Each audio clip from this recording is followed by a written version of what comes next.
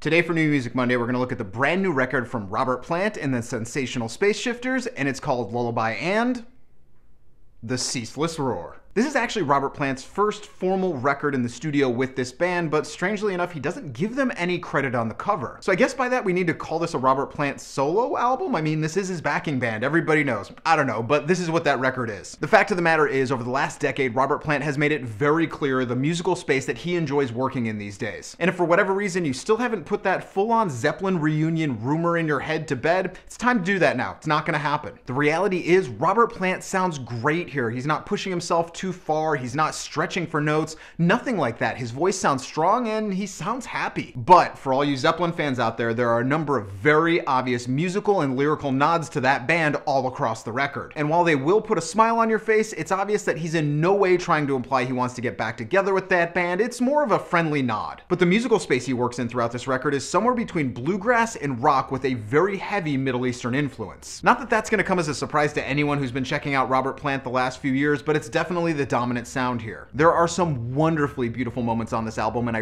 really dig the song Rainbow. It's got a great mood you can sink into and a very modern sound for Robert Plant. It all works great. Then there's the song House of Love, which actually sounds like it should be a Bruce Springsteen song. I'm not saying Robert Plant can't pull it off, but I guess I'd just like to hear Bruce Springsteen cover it. I think he'd hit it out of the park. While it's overall a more mellow affair, there are definitely moments where Plant and his band really turn it up and dig in. But overall, Robert Plant's voice stays pretty much the same from song to song. There's not a lot of diversity beyond what we already know to be Robert Plant's voice, but he's almost 70. What are we gonna learn? I mean, if you're looking for Robert Plant to sound exactly the same as he did 40 years ago, you need to get over that. His voice sounds solid on every song, and it's clear that he knows where he can work vocally, and that's where he's comfortable. At the same time, the lyrics here really aren't anything special. The liner notes suggest that there were a lot of hands on it, but the final product of the words isn't impressive at all. And maybe that's the biggest problem I have with this, is that with as great a vocalist as you have in Robert Plant, the lyrics just kind of sit on top of the music and they really don't draw you in at all. Adding to that, there's really not much sonic diversity to be found on this record. A number of the songs almost sound identical, and there's this point in the middle of the record where you can't really tell where one song ends and the next begins, and not in that great way. It's just the fact that they sound exactly the same. That is to say, this to me is the sort of record that you're either gonna really enjoy or get halfway through and never listen to again. But at the same time, again, he's almost 70 years old, and I don't think you can really blame him for doing music that isn't very diverse, but at the same time is overall good. The guy wants to keep being creative and making new sounds, and I think this is a very respectable effort, especially when you compare it to albums that people of his age range are putting out. And on the Bite or Borrow It, the new Robert Plant record is a borrow it. It's not amazing, but there's definitely some songs here that are worth your time. So that's what I got for you guys today. I hope you dug it. If you did, go ahead and click subscribe, leave a comment, click like, whatever you want to do. You can follow me on Twitter and Facebook right here, and I'll see you guys again next time.